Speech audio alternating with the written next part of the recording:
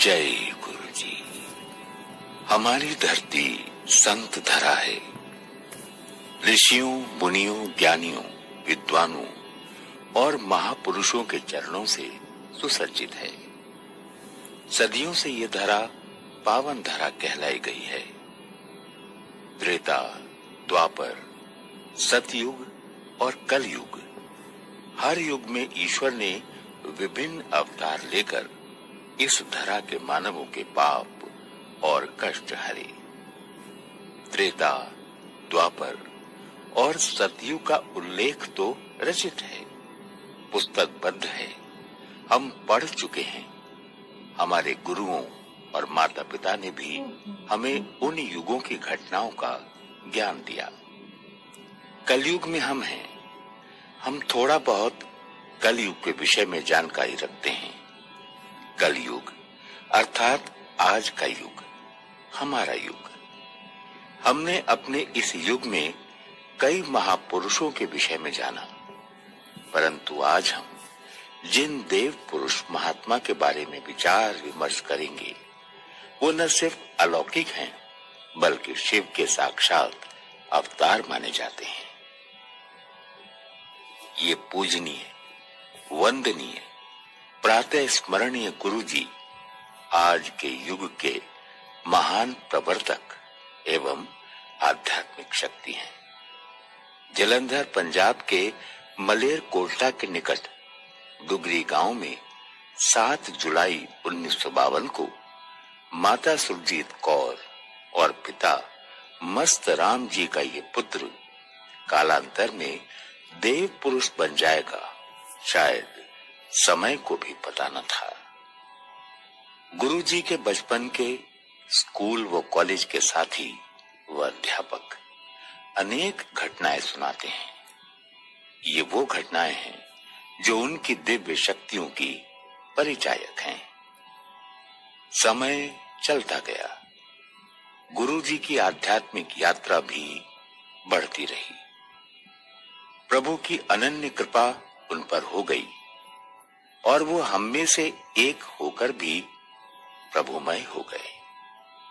उनकी ईश भक्ति की रीत सबसे अलग और निराली है। गुरुजी कोई प्रवचन नहीं देते थे।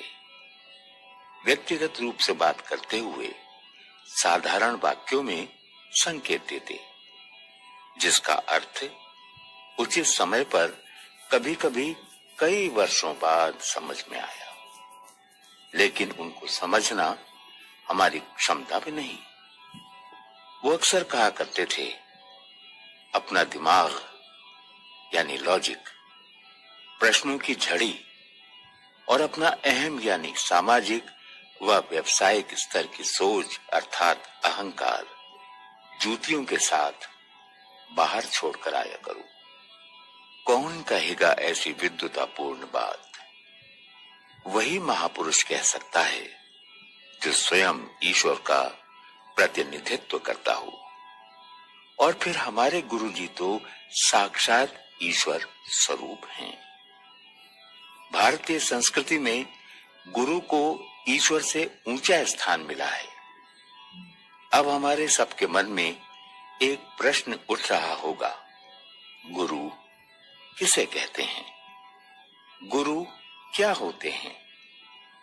इसकी शाब्दिक परिभाषा हमें उस अतुलनीय अनुभूति व अलौकिक आनंद से बहुत दूर रखती है जिसे हमने गुरु जी की शरण व सानिध्य में बहुत गहराई से अनुभव किया।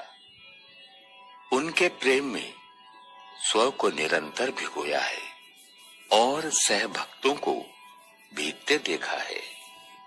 ऐसे गुरु और कहां जो ये कहें, चंगा यानी अच्छा जीवन जियो, कोई रोक टोक नहीं, कोई नियम कानून नहीं, कुछ भी खाइए, कुछ भी पहनिए, आनंद से रहिए, परंतु चंगा इंसान बनो।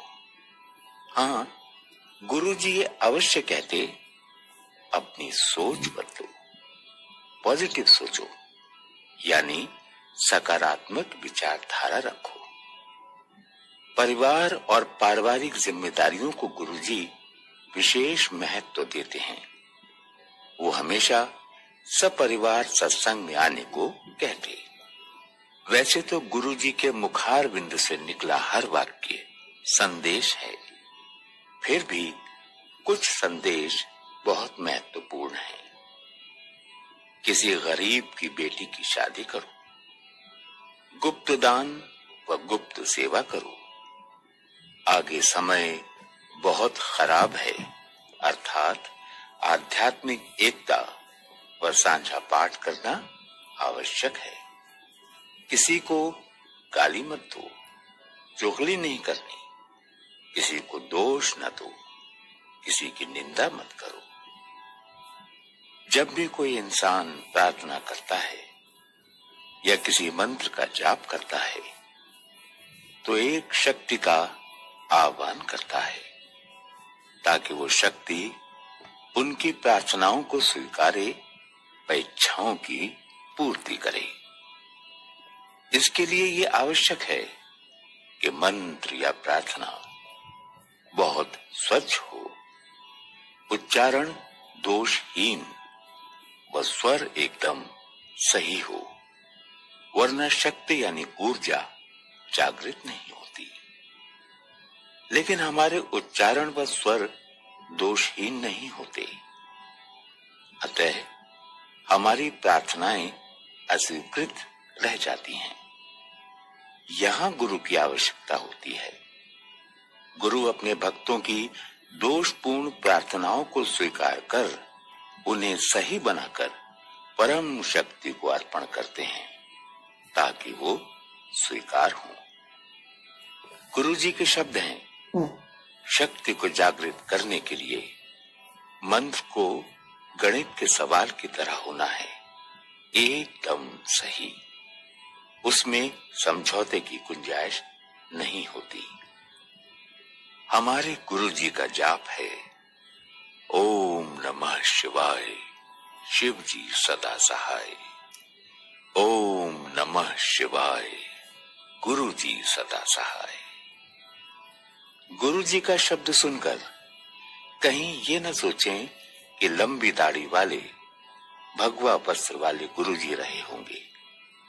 भक्त समूह के सामने गद्दी पर सत्संग में बैठना होता तो गुरु जी शानदार सिल्क का लंबा कुर्ता और धोती पहनते थे। गुरु जी ने कभी भी किसी को बलपूर्वक भक्ति और अध्यात्म की ओर नहीं मोड़ा।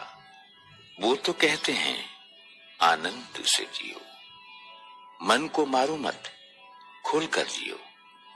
हाँ, एक बात जरूर कहते थे जो हमें उनके आदेश की तरह माननी चाहिए। गुरु जी का कहना है शिव पुराण रोज पढ़ना चाहिए। शिव की अदम्य शक्ति का अनुमान था गुरु जी को। गुरु जी में ही शिव, गुरु जी में ही शिव शक्ति, शिव भक्ति। धन्य है वो भक्त जिन्होंने गुरु जी के साक्षात दर्शन किए। हम उनकी छवि देखकर ही उनकी आध्यात्मिक शक्ति का अंदाजा लगा सकते हैं। आप ध्यान से कुछ पल के लिए गुरु जी की छवि को निहारिए। उनके मुखमंडल पर आभा, कांति, शांति और ईश्वरीय प्रकाश नजर आएगा। उनकी आंखों में जीवन का सुख दृष्टिगोचर होता है। उनकी मधुर मुस्कान तनाव मुक्त कर देती है। गुरु जी संपन्नता, वैभव, सुख, समृद्धि, रिद्धि, सिद्धि और वृद्धि के देने वाले हैं। उनका सत्संग हमें पूर्णता की ओर ले जाता है। संघर्ष से सुख मिलता है। गुरु जी एक समय एक से अधिक स्थानों पर दर्शन देते। अमुक दिन दिल्ली में बैठे संगत में हम उन्हें निहार रहे होते। संगत जी, जय गुरु जी, शुक्राना गुरु जी। पल पल शुक्राना गुरुजी, पल पल शुक्राना। ओम नमः शिवाय। शिवजी सदा सहाय। ओम नमः शिवाय। गुरुजी सदा सहाय। जय गुरुजी।